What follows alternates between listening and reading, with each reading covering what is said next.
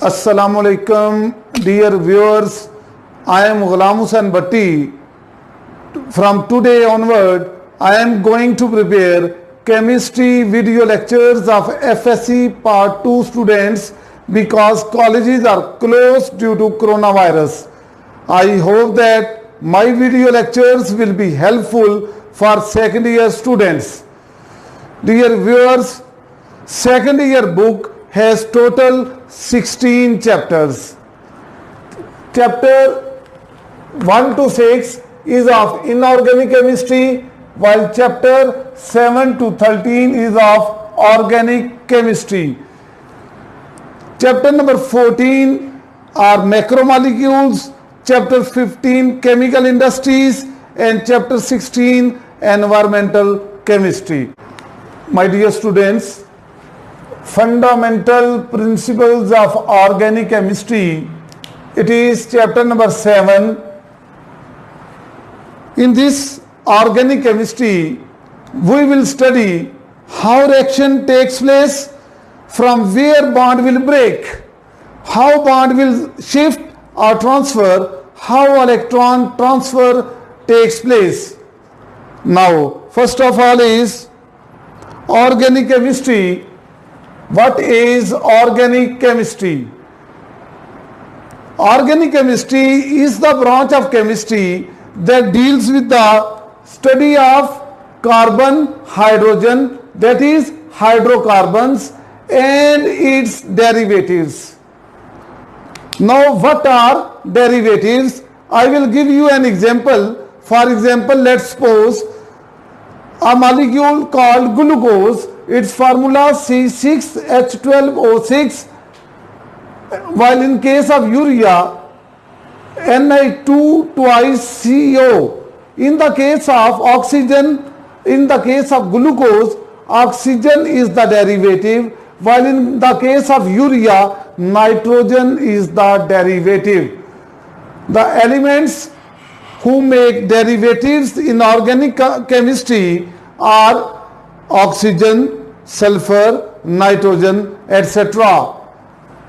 When these elements, that is nitrogen, oxygen or sulfur, are present in organic compound, they will convert organic compound into derivative.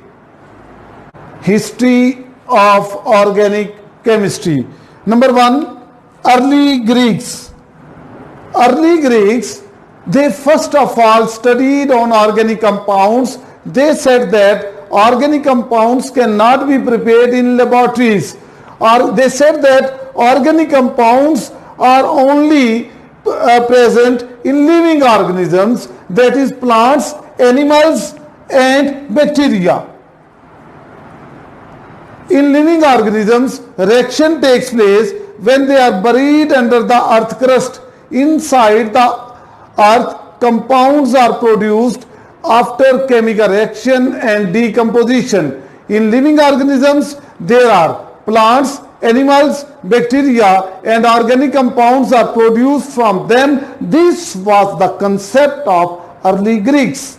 Now, the next scientist is Berzelius. J. Berzelius, you know, you have already studied in first year chemistry that he discovered the symbols of elements and discovered their atomic masses. Berzelius worked on a theory known as vital force theory, and he presented the vital force theory in 1916. According to vital force theory, that organic compounds can only be prepared inside living organisms, plants, animals and bacteria. According to this theory, organic compounds can only be prepared inside living organisms for their preparation, a supernatural force will be required. This supernatural force is called vital force. This is called vital force. Stop. Allah Almighty has created humans, animals and plants. Berzelius said that organic compounds can only be prepared from living things because of the presence of vital force, and we cannot prepare organic compound in the laboratories because we cannot provide vital force in laboratories. Now, what is the old definition of organic compounds? It is the study of compounds which are produced only inside living organisms, that is plants, animals and bacteria. Now the next scientist, number 3, is Friedrich Wöhler. Friedrich Wöhler, he was a German chemist. After the completion of 12 years of vital force theory, a German chemist known as Friedrich Wöhler, in 1928, he rejected the idea of vital force theory.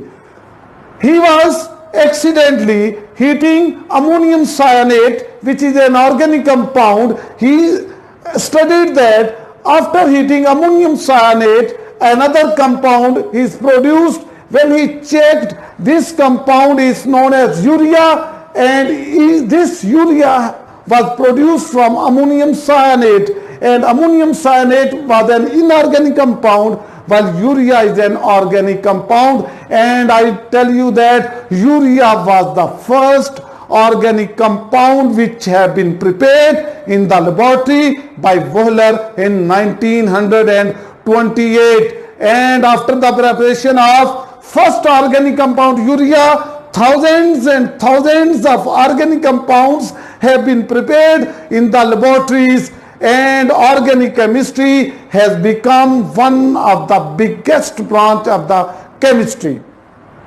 Dear viewers, modern definition of organic compounds, it is an important short question according to board paper point of view.